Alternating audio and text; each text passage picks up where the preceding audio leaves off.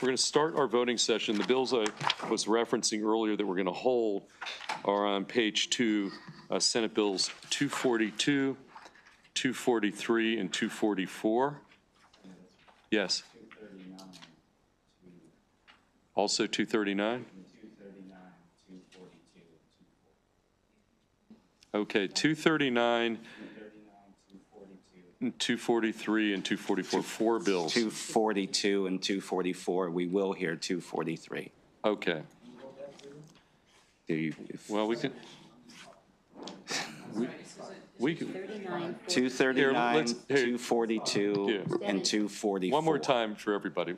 Sorry. We're going to be here. I don't want any confusion. No confusion. Senate Bills 239, Senate Bill 242, and Senate Bill 244.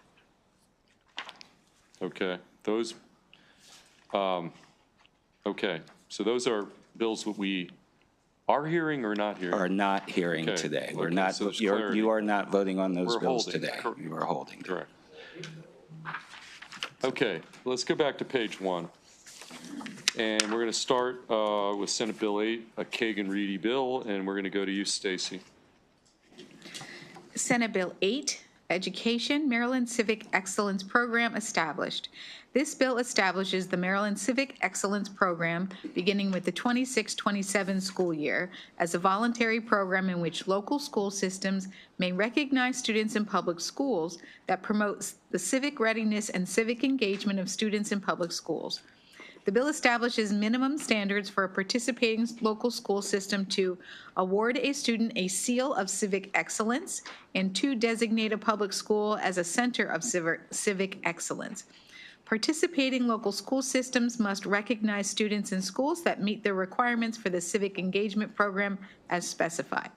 By July 1, 2027, and each July thereafter, each participating local school system must submit to the Maryland State Department of Education a report on the program based on the most recently completed school year.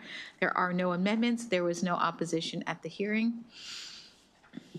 Okay, any questions for Stacy? Discussion? Motion? Co-sponsor. Okay, anybody else want to be on here as a co-sponsor? If so, raise your hand. Okay, anybody who does not want to be here? Okay, everybody but Senator Gallion wants to be on the bill. We got that, Stacy? Favorable. It's your call. Do you want to be on it? Okay, everybody excluding our absent Senator Watson. So everybody else will be a co-sponsor. So it's as amended then? Yeah. As amended. Move favorable as amended. Okay, second from Vice Chair Kagan. Senate Bill 8 okay, well, first let's adopt the sponsor amendment. All in favor of the sponsor amendment, raise your hand. All opposed? That carries. Now we've got motion on the bill as amended, favorable. Second for Vice Chair Kagan. So Senate Bill 8 as amended, favorable motion. All in favor, raise your hand. All opposed? That is a unanimous vote. The SB 8 carries as amended. Senate Bill 48, Devin, let's go to you. Senate Bill 48, Department of General Services, Identification Cards, Veteran Status Notation. This bill authorizes the Department of General Services to include a notation on an identification card indicating that the holder is a veteran. The DGS may limit the notation to specified categories of identification card holders.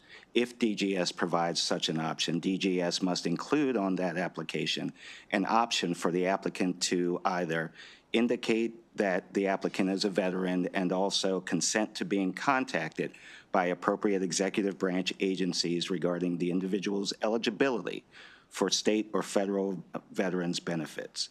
There was no opposition to the bill, and there was no fiscal note. No amendments either, sorry.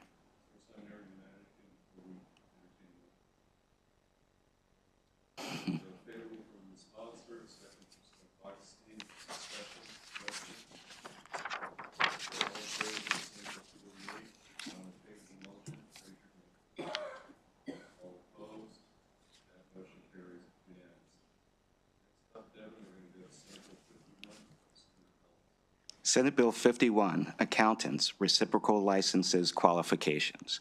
This bill alters the qualifications for an individual licensed as a certified public accountant in another state to be able to practice certified public accountancy in Maryland. Specifically, the bill repeals the requirement that the National Association of State Boards of Accountancy verify that the requirements of the other state be substantially equivalent with the licensure requirements of the Uniform Accountancy Act. Instead, the bill requires that the individual pass the Uniform CPA examination to qualify for the license in the other state, in addition to holding a valid license as a CPA from the other state. The bill also repeals related provisions regarding NASBA's standards for out-of-state CPAs. There was an amendment suggested by the Maryland State Board of Accountancy to change the title of the bill to Accountants License Out-of-State Practice Privileges Qualifications. Other than that, there were no amendments and no opposition to the bill. Okay, any questions for Devin before we take up that amendment, changing the title? Okay, would anybody want to move? Okay, Senator Augustine with that amendment, second from Senator Brooks. All in favor of that amendment, raise your hand. All opposed, that carries. Okay, Senator Augustine, on Senate Bill 51 as amended, favorable motion, second from Senator Brooks. Discussion, questions? Okay, all in favor, raise your hand. All opposed? Seeing none, the bill carries unanimously as amended. Okay, so Senate Bill 53, Senate Bill 128, and then if you go back to the next page, Senate Bill 297 are all withdrawn. So therefore, I'd like to entertain a motion to move unfavorable withdrawn on those three bills. Is somebody going to make that motion, Vice Chair? Move unfavorable as withdrawn. Correct. A second from Senator Augustine. Okay, all in favor of those withdrawn unfavorables on those three bills, raise your hand. All opposed? Okay, those bills are unfavorable, withdrawn. We're next going to move to Senator Brooks' bill, Senate Bill 68. And we're going to go to Stacy. Senate Bill 68, Public Schools, Restorative Practices Schools Comprehensive Plan. This bill requires the Maryland State Department of Education by July 1, 2026, to develop a comprehensive plan for the establishment of restorative practices schools and, upon request, provide technical assistance on becoming a restorative practices school. In developing the plan, MSDE must seek insight from subject matter experts. If a local board of education chooses to establish a restorative practices school within the local school system, the board must use the comprehensive plan. By December 1, 2026, MSDE must report to the Governor and General Assembly on its comprehensive plan for the establishment of restorative practices schools. The bill also updates the requirements for the state school discipline guidelines and regulations to include restorative practices instead of the current term restorative approaches. There is one amendment. It can be found on page 3 of your packet. It's from the sponsor, Senator Brooks, and it's essentially a technical amendment that just removes this sunset provision or termination provision for a part of the bill. Okay, Senator Brooks, on that technical amendment, do you, anything else? Yes, and it, as Stacy said, it just, it removed the sunset provision that was in there. You wanna- So just move the amendment. The technical amendment, second from Senator Augustine. All in favor of the technical amendment, raise your hand. All opposed, that amendment carries. Senator Brooks, Move the bill as amended. Senate Bill 68 as amended, favorable. Second, Senator Augustine. Discussion, questions? All in favor, Senate Bill 68 as amended, raise your hand. All opposed? Okay, so we have a one dissenting vote from Senator Gallion. And, okay, let's go. It's, here. You know what, just to clarify, let's do a roll call. Roll call. First roll call. Okay, we have in front of us, we've got Senate Bill 68 as amended. We have a favorable motion on that bill as amended, and we're going to do a roll call. Lamoria. All right, Senator Kagan? Aye. Senator Kagan, yes. Senator Augustine? Yes. Senator Augustine, yes. Senator Gallion? No. Senator Gallion, no. Senator Attar? Yes. Senator Attar, yes. Senator Brooks? Yes. Senator Brooks, yes. Senator Carrozza? No. Senator Carrozza, no. Senator Hester? Yes. Senator Hester, yes. Senator Washington? Yes. Senator Washington, yes. Senator Simonaire? No. Senator Simonaire, no. Senator Feldman? Yes, bill carries 7-3 with Yes. one excused absence from Senator Watson. We're going to next move to Senate Bill 89. April? Senate Bill 89, Department of the Environment, Notation of Veteran Status and Eligibility for Benefits.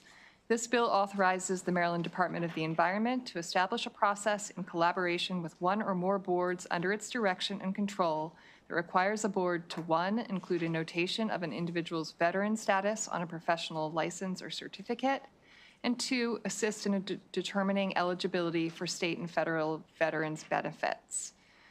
There is an amendment in your voting packet on page 4. It's amendment number 583827/1 from Senator Simonaire. The amendment strikes language that would require the department to assist individuals in determining their eligibility for veterans benefits. So the bill as it remains would just require them to establish that process for noting veteran status. Okay, Senator Simonaire, anything else? I coordinated that with the department. It was, and it's still modeled after MVA, so this is the right form. Okay, do you want to move your Move as amendment? amended. Okay. Got a motion on the amendment, favorable, second from Senator Augustine, discussion. Okay. All in favor of this amendment, raise your hand. All opposed? That amendment carries the favorable motion. We've got the bill as amended in front of us. Senator Simonaire? Move favorable with amendment. Senator Simonaire moves Bill 89 as amended. Favorable, second from Senator Augustine. Discussion. All in favor, raise your hand. All opposed? That bill carries unanimously. We are next going to go to Senate Bill 147, and that is Devin.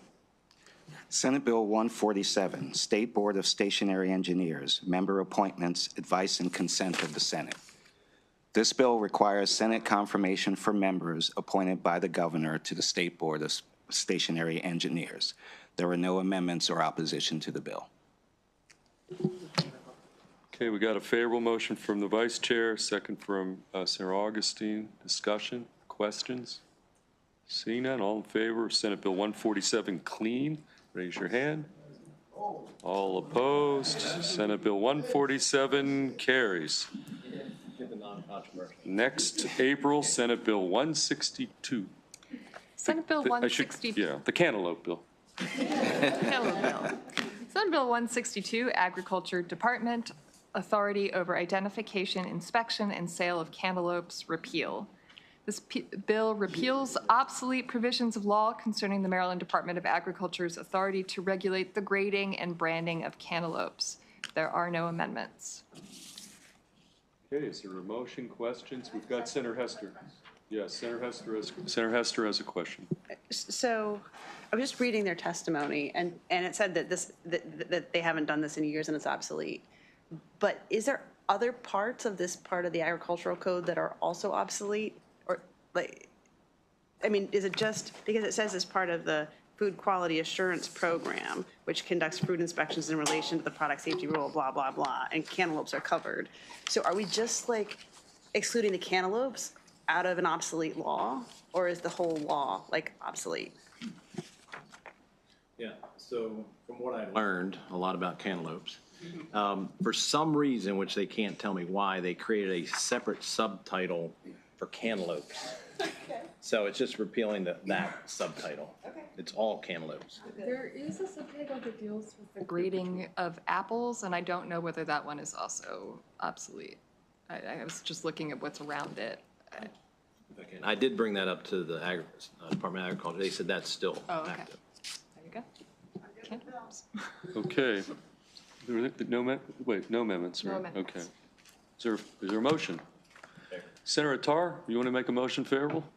Okay, favorable from Senator Kagan with the second. All in favor, Senate Bill 162 clean, raise your hand. All opposed? That bill carries unanimous. I'm so sure, but now that Senator Attar was Yes, we're getting her in the game. Senate Bill 162 carries unanimously. We're going to next move to, back to you, April, Senate Bill 176. Senate Bill 176, Agriculture, Soil Conservation, and Water Quality Plan, Use of Information. This is a departmental bill from the Maryland Department of Agriculture. which requires soil conservation districts to make soil conservation and water quality plans available to the department for enforcement action under the state's nutrient management law. There are no amendments. Okay, questions for April on Senate Bill 176. Senator Gallion has a question. This stuff, there was a letter of information from soil conservation districts. And I just have concerns with this, that it could lead to more enforcement than they already have on the ag sector. So I'm inclined just to vote against this. I think soil conservation does a really good job working with the folks in ag to work on solutions, and this, I don't see this as a positive for the ag sector. So. Okay, we're going to go to Senator Washington. Some more discussion here. So I have some background that might be helpful or not, depending on your position, that soil conservation districts in some areas are authorized to, are required to make permitting decisions and particularly around erosion and water, et cetera. And there, for example, Harford County said that some of them have said, you know, we don't feel like we're able to do this. We're not authorized to do this. It's been in the work. And so one of the big things is that the departments, MDE and DNR, have not shared with the soil districts the information they need to even begin to make the decision. That's what my understanding is what this bill is. So which is why I think it's a good move. So. Okay, April, anything on your end to add anything? Okay. No, yeah. Okay, so we got a motion favorable from Senator Augustine. Senator Hester, you have a question I just before we had a- take a second. Yeah. Sorry, a question Yeah. on the senator's comments. So the soil conservation districts aren't sharing the information, or MDE and DNR aren't sharing the information? I don't want to suggest that they are actively refusing, but at the moment, no one's required to share updated maps or any information. Which way, though? I really can't. They're trying to get the bill is trying to get the information from MDE and No, DNR. yeah. But I'm sorry, the other way. Yes, and this isn't maps or, I mean, this is specifically the soil conservation or, and water quality plans that Right, farmers are submitting to the soil conservation districts. Right now, the soil conservation districts are authorized to share that with MDE, the Department of the Environment, for the purpose of enforcement actions. Right now, the law says they can share them with the Department of Agriculture, but only for statistical purposes. This would open it up so that the Department of Agriculture could also use those plans, just like the Department of the Environment, for enforcement actions. Sorry, it was a different bill. Yeah. Okay. A lot of information sharing happening. Okay, we still have a motion favorable from Senator Augustine, but before we do a second, any additional questions for committee counsel? Okay, is there a second on this particular legislation from Senator Washington? So we've got Senate Bill 176 on the table with a favorable motion and a second. Let's do a roll call. All right, Senator Kagan? Aye. Senator Kagan, yes. Senator Augustine? Yes. Senator Augustine, yes. Senator Gallion? No. Senator Gallion, no. Senator Attar? Yes. Senator Attar, yes. Senator Brooks? Yes. Senator Brooks, yes. Senator Carrozza? No. Senator Carrozza, no. Senator Hester? Abstain. Senator Hester abstains. Senator Washington? Yes. Senator Washington, yes. Senator Simonaire? No. Senator Simonaire, no. Senator Feldman?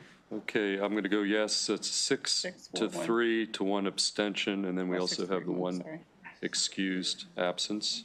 6 to 3 to 1 abstention, and that bill carries. We're going to next move to Senate Bill 236. April? Senate Bill 236, Maryland Department of Planning Modernization.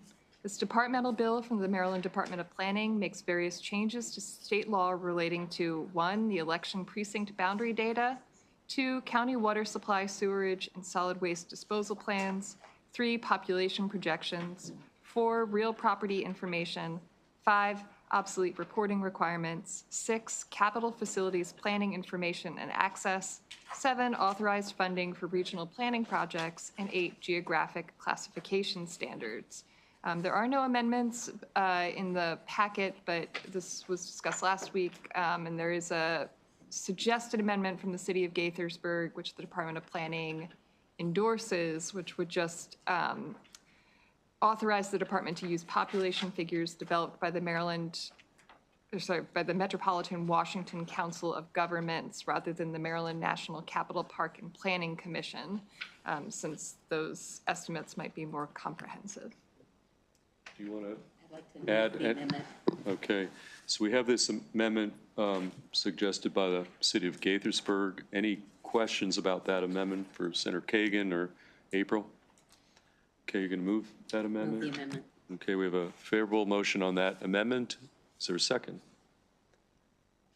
Second? Okay. From Senator Washington. Okay. It is Thursday late, so we don't get to get the motion. Okay. Are we all in favor of that particular amendment? Well, discussion. I mean, okay. All in favor, raise your hand. All opposed? Okay, seeing none, the amendment carries. We've got Senate Bill 236 as amended in front of us. Is there a motion on it as amended? Vice Chair Kagan moves on the bill as amended. Favorable. Vice Chair Senator Augustine seconds that. Discussion. Senate Bill 236 as amended. All in favor, raise their hand. All opposed. That bill carries unanimously. Let's move to page 2. And as previously discussed, Senate Bill 239 we are holding for the moment, correct? Devin, confirming. We're going to go to you for April for Senate Bill 240. Senate Bill 240, Department of Agriculture, Maryland Agricultural Commission, and Young Farmers. This departmental bill from the Maryland Department of Agriculture alters the membership and appointment process of the Maryland Agricultural Commission within the department. Additionally, the bill repeals the Young Farmers Advisory Board and instead establishes the Committee on Young Farmers under the Maryland Agricultural Commission. There is an amendment in your voting packet on page 7, amendment number 843-427/1. This amendment was requested by the department. It just corrects a cross-reference with the repeal of the Young Farmers Advisory Board so that the Young Farmers, the Committee on Young Farmers would be making recommendations for appointments to the Maryland Agricultural Land Preservation Foundation Board as opposed to the now defunct Young Farmers Advisory Board. Senator Gallion, as our only full-time farmer in the Maryland State Senate, any questions about the amendment? Or okay, Senator Gallion moves the amendment. Is there a second from Senator Augustine? Senator Carrozza, you had a question about the amendment? Okay, so let's take up the amendment first. All in favor of that amendment from the department, raise your hand. All opposed? That amendment does carry. So now we have in front of us the bill, Senate Bill 240 as amended. Now we'll take some questions before we do any motions. Start with you, Senator Carrozza, about the bill as amended. And maybe April can help address the questions. As I understood, the purpose of this was to streamline this commission, and in the process, some of the different sectors went from 2 to 1, and I think that was the case with both poultry and with dairy. And was there any other explanation? My understanding is that the department did some work in the interim, and I did not ask questions during the hearing, but found this out. Now that I recall, there was discussion during the interim on streamlining this commission. Do you have any background on that process? Not specifically on the process, other than to say that the existing members of the commission voted to approve these changes. My understanding is some of the thought in removing some of those requirements, for example, to have 2 poultry members, was that making adjustments to some of these other things, like, for example, having 1 representative of socially disadvantaged farmers, 1 representative of veteran farmers, 1 representative from the Committee on Young Farmers, was that you might end up getting a second dairy member or a second That's the discussion I recall as well. By having, those more expansive, not specific to a particular type of agriculture members. That's the discussion I recall during the interim, so that's helpful. Thank you. Okay, any other questions, discussion about the bill? Now it's been as amended. Any motions? Okay, we've got Senator Gallions moving the bill as amended. We're talking Senate Bill 240. Is there a second? Second. Vice Chair Kagan is the second. Any further discussion? Okay, seeing none, all in favor of Senate Bill 240 as amended, raise your hand. All opposed, that bill carries unanimously. We're going to next move to you, Devin, on Senate Bill 240. We're holding Senate Bill 242, so we're going to go to Senate Bill 243. Senate Bill 243, State Government, Research Duties and Advisory Committee on Black Males, repeal. This departmental bill from the Governor's Office of Small Minority and Women's Business Affairs repeals a requirement that office conduct research to determine the nature and extent of problems concerning black males and offer recommendations exclusively pertinent to black males in the areas of unemployment, criminal justice, education, and health. The bill also repeals a related annual reporting requirement and the authority of the special secretary for that agency to create an advisory committee on black males. There are no amendments and there was no opposition. Okay, discussion. Senator Augustine. So sometimes we have things where we say, oh, because we haven't done it in the past, we should just get rid of it. Or we don't have the resources, we should just get rid of it.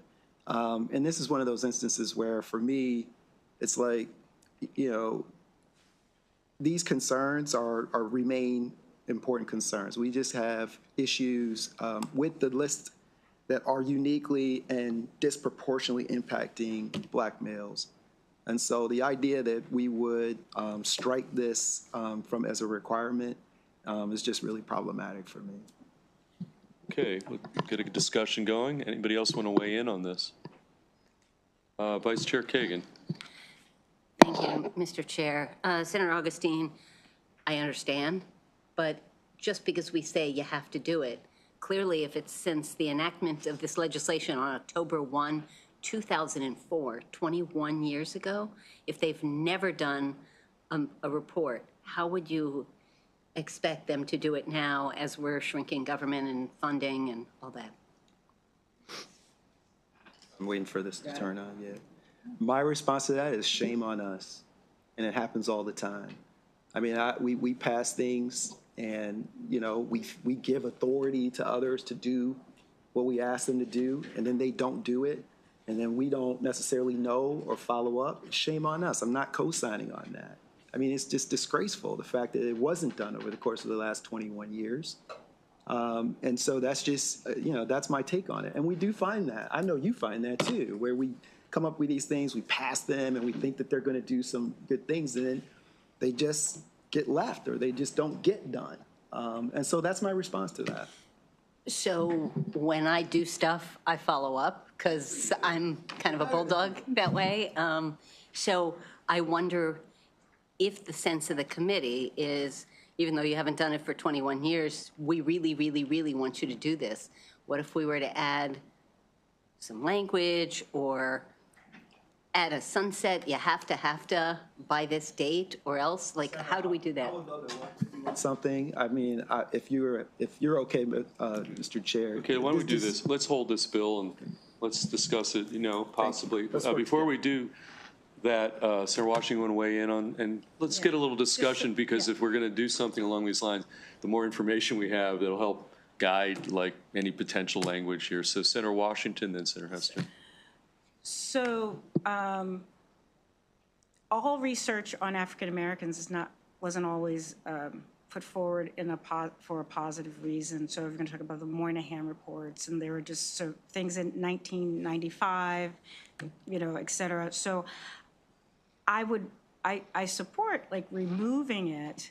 One, because it says, I think it doesn't say anything. I mean, I don't think it really establishes any legislative intent. It doesn't say really what the purpose is or what the goals are.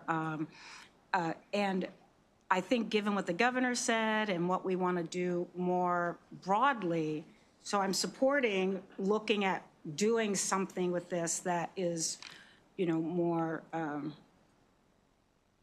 that is substantive and perhaps is in the context of some other things that we're doing. So removing, and you'll see that our code is littered with these, feel good, we think there's a problem, and so whether it's in 95 or 2004, et cetera, and I think this is one of them. I put in a bill to remove references of slavery once. There was supposed to be a research project on the impact of slavery, and there was it defined slavery, and then we realized, wow, that's really problematic to have slavery defined in the Maryland Code this way, even though the idea was, oh, we should do this work. So I support and would like to, work with doing something that is meaningful, but I don't think eliminating this keeps us from doing the work that still needs to be done in these areas for African-American men. So, Okay, well, so that's let's just hear from Senator kind of Hester, and then what we'll I go have a back to problem Senator August. So Senator Hester, you want to comment, weigh in on this? I mean, I would like to support the President Pro Tem. I had commented earlier that I think that just because we're not doing something doesn't mean that we should just cut it out of the code. But just process-wise, I thought I heard a rumor that there was some other legislation potentially touching the Governor's Office of Small Minority and Women Business Affairs. So we should just include that in our conversation going forward. Okay, we're going to go back to Senator Augustine. You can go to Senator Brooks because I'm going to repeat.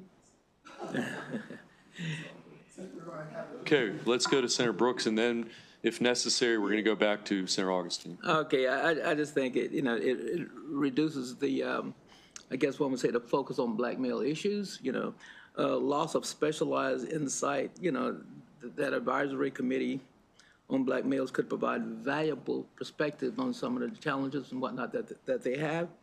And eliminating that committee may lose some of that particular insight, so. Okay, Vice Chair Kagan. Going back to trying to solve the problem, yesterday the governor in his State of the State was very clear. Black boys, black men, he talked at great length over and over. The passion is clearly there. I want to flag one sentence in the testimony from the Governor's Office of Small Minority and Women Business Affairs, which is, GOSBA does not collect or have access to the data and information required to fulfill this requirement. So killing this bill doesn't mean they can do the report any better than they can now. So the question is, how can they collect the data? How can they have access to it so that they actually can do the report? And I don't presume to know the answer, but I think if we follow up with Devon or council does. Okay, well, let's go back to Senator Augustine, then we can go back to possibly holding the bill to explore. If we're going to hold the bill and be working on it, then we can just. Okay, so let's do that. We know and there's some discussion. Well, I guess you've identified the point that part of the conversation needs to be why can't they access it, and maybe that's the key here so much as. Okay, so we're going to hold Senate Bill 243. And then 244, we've already indicated we're going to hold. So we're going to move to 245, an annexation bill, and so related bills. So we're going to go to you, April. 245. Senate Bill 245, Municipalities Annexation Resolution Submission to the Department of Planning.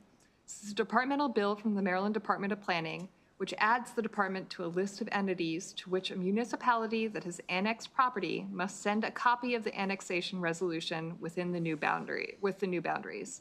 The annexation resolution must be sent to the department within 10 days after the resolution takes effect. The department must keep on record the resolution with the new boundaries and make the resolution available for public inspection during regular business hours. There are no amendments. Okay, we go. Yes. I'm happy to second it, but I just have a question. Favorable from Senator Augustine. Question from Vice Chair Kagan. Yes. Open for inspection within 10, sorry, hold on. Make the resolution available for public inspection during regular business hours. Doesn't really acknowledge the reality of the internet. I can check at 3 in the morning. It shouldn't be regular business hours.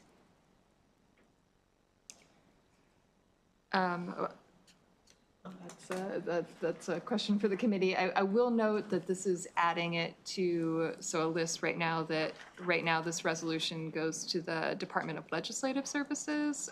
So all of that language is in existing law. It's not new or specific to the Department of Planning. So if you changed it there, it would change it for the Department of Legislative Services as well. And I don't know what the ramifications. Okay. Are you still seconding that motion? I still second the motion, but Okay. it does seem odd that we can't check it online. Well, how about this, outside of business hours. before, because we don't want to hold too many bills. Between now and we go to the floor, if you have some magic Fine. language to make this even better, you can, and I'm sure it'll be a friendly amendment. So, okay, so let's just take the bill as is. We've got Senate Bill 245, favorable, and a second. Discussion, all in favor, Senate Bill 245, clean, raise your hand. All opposed, that bill carries. We're going to next move back to you, Devin, on Senate Bill 260. Senate Bill 260, State Government Forms Reporting Requirement Repeal. This departmental bill from the Department of General Services repeals the requirement that by July 31st of each year, each department or independent unit of state government must submit to the Records Management Division of the Department of General Services an annual report on its management of its forms during the previous fiscal year. There is an amendment on page 10 of your packet that was put onto the House version of the bill that changes the effective date to July. If you recall, DLS in the fiscal note said that should this bill be enacted, each department and independent unit will still have to submit its annual report on forms for the prior fiscal year by July 31st of this year, as the bill's effective date is October 1st, 2025. Other than that amendment, there were no amendments offered during the hearing, and there was no opposition, although there were a few questions during the hearing. Okay, just on the amendment that the House put on, that language, any questions for Devin about that specific language? Okay, has anybody got a motion to move that amendment? Vice Chair? So moved. Vice Chair moves that amendment that the House put on. Is there a second? Senator Latar, want to be a second? Okay, all in favor of that one amendment, raise your hand. All opposed, the amendment carries. Senate Bill 260, as amended, is before us. Is there a motion? Okay, Senator Brooks has moved the bill favorable as amended. Is there a second? Second from the Vice Chair. Discussion. Seeing none, Senate Bill 260, all in favor of the favorable motion on the bill as amended, raise your hand. All opposed? Senator Hester, I didn't see your hand right. Are you? Okay.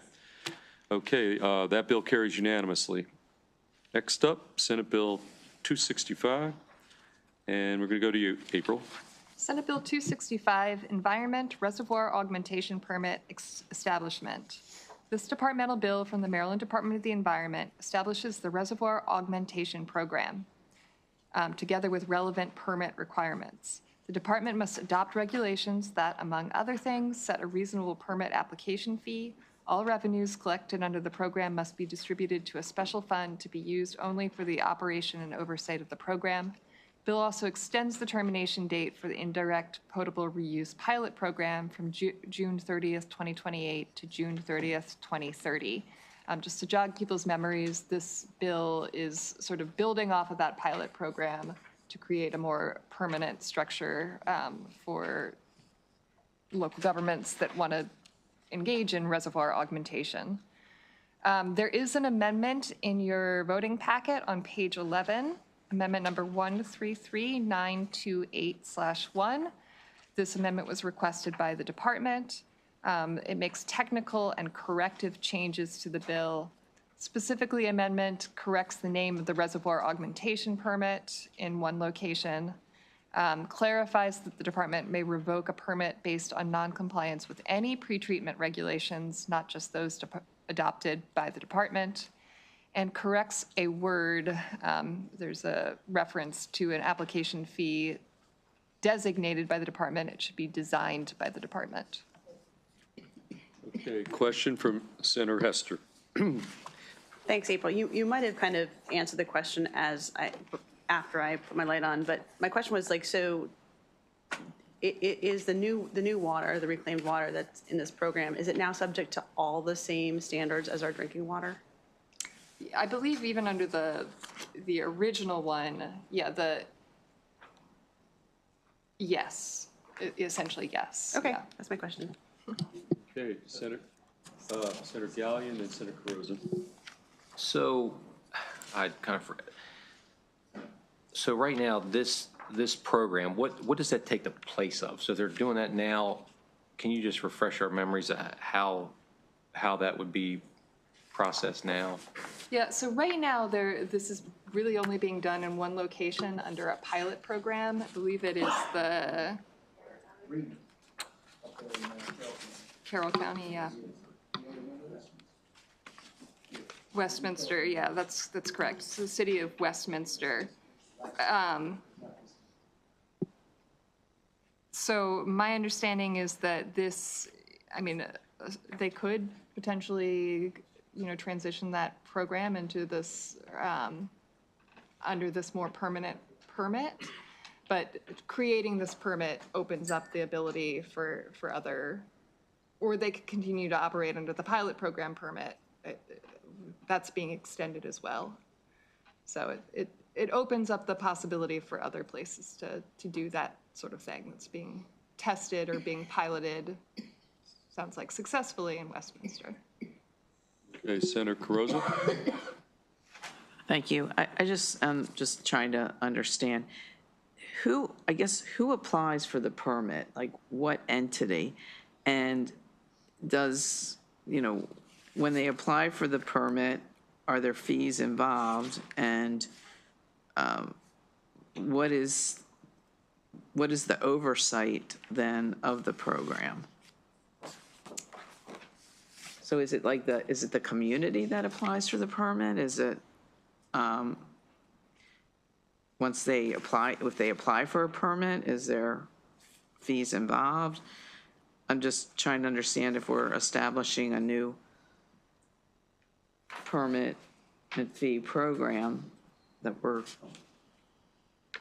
we understand that. Right, so this is for, I believe for public water systems. Let me double check and make sure that I'm giving you the correct information. It is establishing permit fees like anything, or like in most instances, across our executive agencies where there is a permit-related program, typically there is a fee associated with it that it's supposed to be designed to cover the cost of administering that program. So that is in this bill. So I guess what I'm trying to understand, like, how many reservoirs are there? Who are we talking about that would actually, what entities would actually apply for this permit? Right, so this would be an operator of a public drinking water system that wants to engage in what's called reservoir augmentation. And what that is treating wastewater to drinking water standards, and then using that treated wastewater, adding it to the reservoir that is used for drinking water. So it pretty much, I believe, only local governments, but I would have to double check that. I don't want to. So you mean Devin is saying, Devin, our former MDE. Okay, so municipalities that run these water systems, and so it would be the municipality and their water systems that are applying for this. The city of Westminster did it as a pilot. It was successful, and I know that Anne Arundel County is looking at also doing this as well, and it is the municipality or whichever governmental entity controls the drinking water system in that jurisdiction. So given that the water systems are run for the most part by the municipalities, did MML weigh in on this? I don't believe that they did. I actually think I was April for this hearing, but I do not believe that MML weighed in. MACO did. But it wouldn't be MACO that would be applying for that. It could be a county. It's whoever's running a lot of water systems are run by counties as well, or by local water I'm and a little sewer sensitive. I authorities. represent 11 municipalities. I'd like to know, how MML's view. They didn't weigh in, so. Okay, we're going to go to Senator Hester, and then we'll go to another senator who represents a lot of municipalities, Senator Augustine. So, Senator Hester? I was just going to ask, if Anne Arundel County wants to do this and Carroll County is currently doing this, do we have any information from either of those counties? And it doesn't seem like we do. So it might just be worth checking. Okay, Senator Augustine? Thank you. We can go back and watch if you want.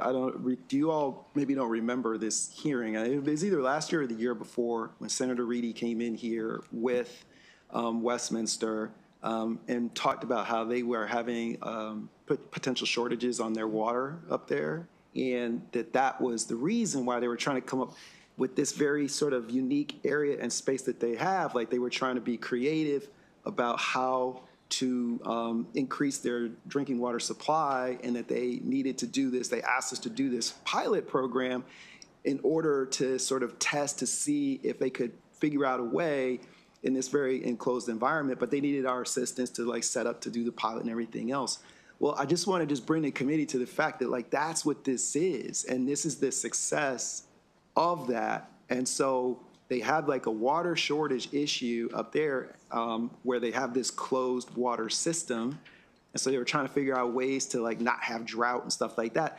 And from my understanding, this here, which by the way, there's no opposition, everybody's favorable on it, is just saying, hey, yeah, that worked.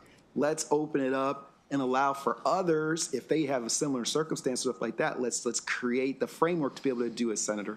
That's my understanding of what's going on here. That's kind of the history of it to me. I do remember that background, and I'm glad that you refreshed us. I'm just would like to verify that it would be voluntary for those for those municipalities, counties, I guess, who would seek the permit, just as opposed to being perceived as a mandate. Yeah, there's nothing in the bill that would require anybody to apply for this. So it's if other jurisdictions, we know Anne Arundel County's interested, Carroll's already doing it. If other jurisdictions want to pursue that same process, they would go through this permitting process. Correct. with whatever the associated fees are with that. Correct. Okay, so there's no mandate involved for anybody's force. Okay, Senator Hester. So my question, though, I remember that. I represented Carroll County for 4 years, and they are the most water, restricted part of the state. So my question is, does their pilot now have to do the feasibility study and do all this stuff and then pay the permit? Because I've got my Westminster hat on, and if they're already doing it, do they have to go back through the rigmarole with MDE, or do they get exempt? And I don't think the bill touches on that. April, do you have any? It does, so the bill does extend the pilot program. It does extend the pilot program from June 30, 2028 to June 30, 2030. So. When would they get the permit? What? When would they have to get the permit? To get the new permit or the pilot program permit? Either one. Well, I believe they're already operating under the pilot program permit, but you're right, we could. Nobody currently representing Carroll in here. Okay, well, let me ask you this. Who here feels like they need some additional information before we take a vote? I'm looking at Senators Carrozza, Senator Hester. Okay, we're going to hold this, see if we can, get some answers, and then next time we meet to vote, this will be back on the list, okay? Okay, let's move on to Senate Bill 293. Stacy? Sure. Senate Bill 293, County Boards of Education, Anti-Bias Training for Members Requirement, the County Board Member Anti-Bias Training Act. This bill requires each member of a local board of education to complete an anti-bias training program at least once during their term. The training program must be the same as provided to public school employees. However, the anti-bias training for board members must be conducted separately from the training provided to public school employees. It's an extension of a bill that this committee voted last year, favorably and passed out of the House as well. So. Okay, just to make it simple, last year we did pass this in for school employees, and it was determined after the fact when we left here that the term school employees does not actually extend to members of the Board of Educations, that they do not constitute employees. Thus, this bill simply now closes that loophole and extends the same training to the members of the Board of Education that we now do for school employees under the bill that passed out of this committee and the legislature last year. So did I say anything inaccurate? Are there no amendments? Okay. Vice Chair Kagan has a question. Stacy, assuming that a school board member has a 4-year term, would this language allow that school board member to take their training, anti-bias training, which I totally support, after 3 3/4 years, 3 years and 10 months? It does not specify when the board member would be required to take the training. The assumption is that the training is offered to school employees more frequently, and so that they would be offered to board members on a schedule determined by the county board. But it said that it's separate from. Correct. So The county board would probably decide on the date that it would offer the training to its board members. I'm looking for a loophole that someone can drive a truck through it if they don't want to take anti-bias training. And it seems to me that there are some parts of the state that might see this as frivolous or woke or something, and I wonder whether the language should be a little clearer than at least once during the member's term. Seriously, it could be the day before their last day. They'd still have to take it, though. Understood, but it would be too late for it to apply. It would be any good. Am I the only one who's reading it this way? Well, I mean, these are most cases elected. I mean, there's a little bit of a political constraint, I guess, if you get, okay, I'm not troubled by the language, but if you, feel that this is important to look for new language. If you all are okay with the idea of, okay, then I withdraw my question. Okay. Any other questions, Senator Augustine? I mean, I'm amenable to any adjustment. I'm sorry? Okay, does anybody else want to go on this bill? Senate Bill 293 as a co-sponsor. Sure. Senator Gallion? So I missed this hearing, so where in there does it say what happens if someone doesn't take it? There's no penalty for failing to take it. Not for school employees, neither for county board of education members. So that means basically you just have to offer it. The law requires very specifically, each member shall complete the anti-bias training developed under the subsection. So it's not just offered, they have to take it. I mean, the fact that there's no penalties, I mean, if people, apparently at least the school employees, which was the bill from last year, everybody's done it. I suppose if there was this, nobody's doing it, then I guess some sanctions and some meat would be put on, but so far that hasn't been a problem. But, for what it's worth, it does say shall, doesn't say may.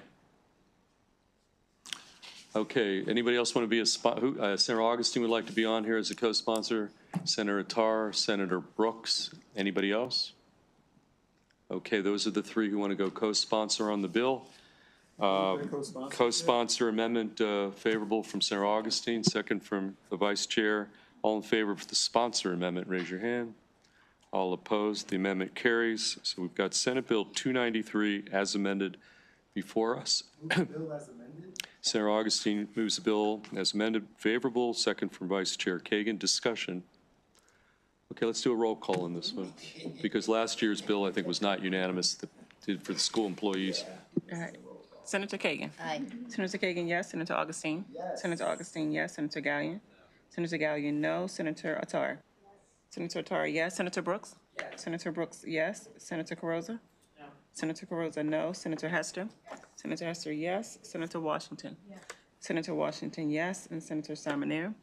Senator Simoneau, no. Senator Feldman. Yes, bill carries 7-3, one excused, which brings us to the final bill of the day, Brooks-Kagan collaboration, Senate Bill 315. April.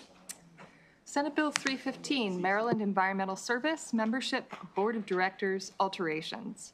This bill alters the composition of the Board of Directors of the Maryland Environmental Service by replacing the state treasurer with the Secretary of Planning or the Secretary's designee.